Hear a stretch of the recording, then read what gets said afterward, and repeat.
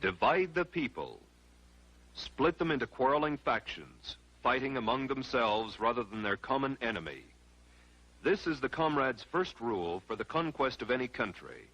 For well do they know from long experience that the nation so divided and weakened can be easily conquered from within.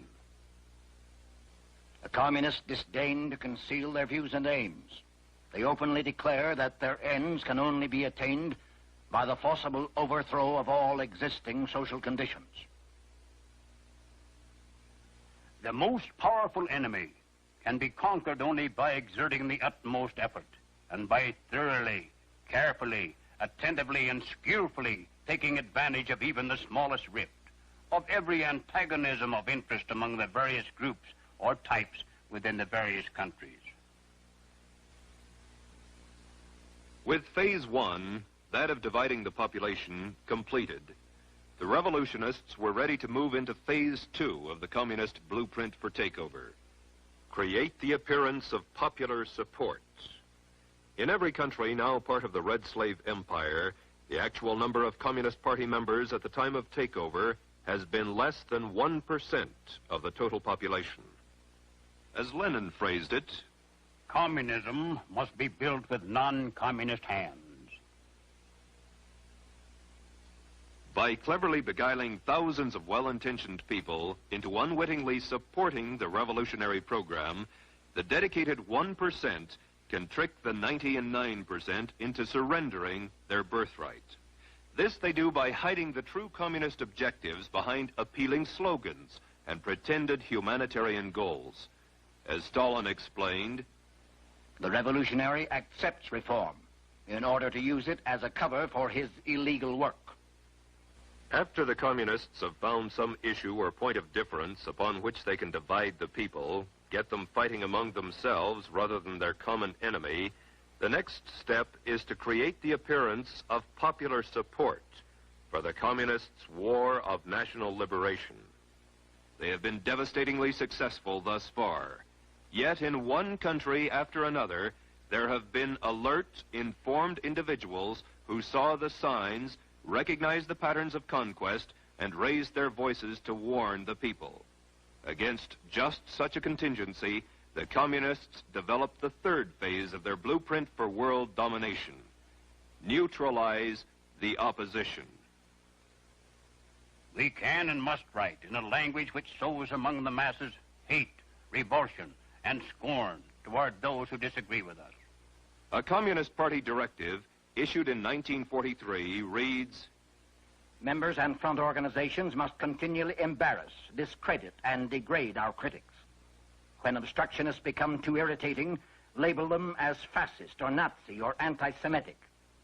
Constantly associate those who oppose us with those names which already have a bad smell.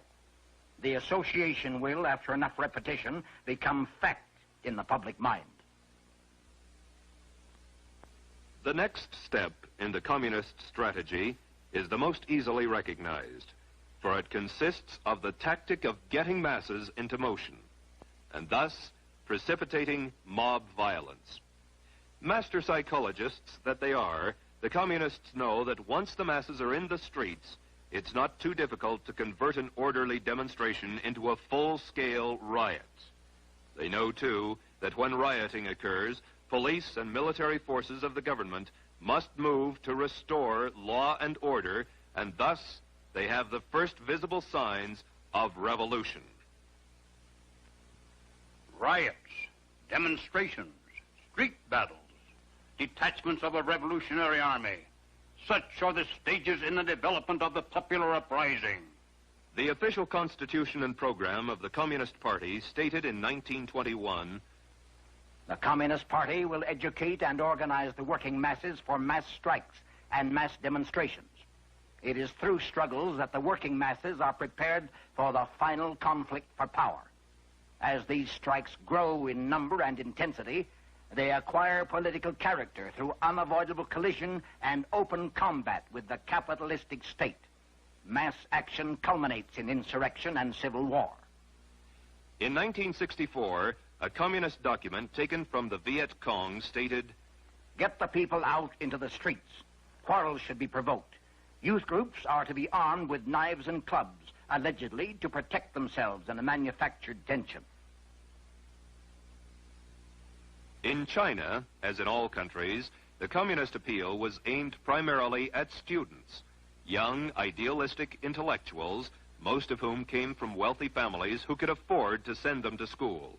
It was from this group that the young communist recruits came who later provided the leadership and backbone for the armed conflict to follow. In Cuba, leftist-oriented students were the vanguard of the organized street demonstrations. Once the masses were in motion, that tenuous line between demonstration and riot, between nonviolence and violence, was easily obliterated.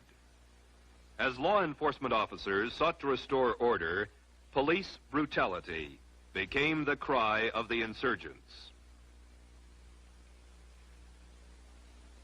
The invariable charges of police brutality were hurled as efforts were made to maintain law and order. When marches and demonstrations turn into riots in any country slated for takeover, the communists are then ready to implement the final stage of their blueprint for conquest. It takes only a handful of armed opportunists, criminals and savages to create the semblance of revolution.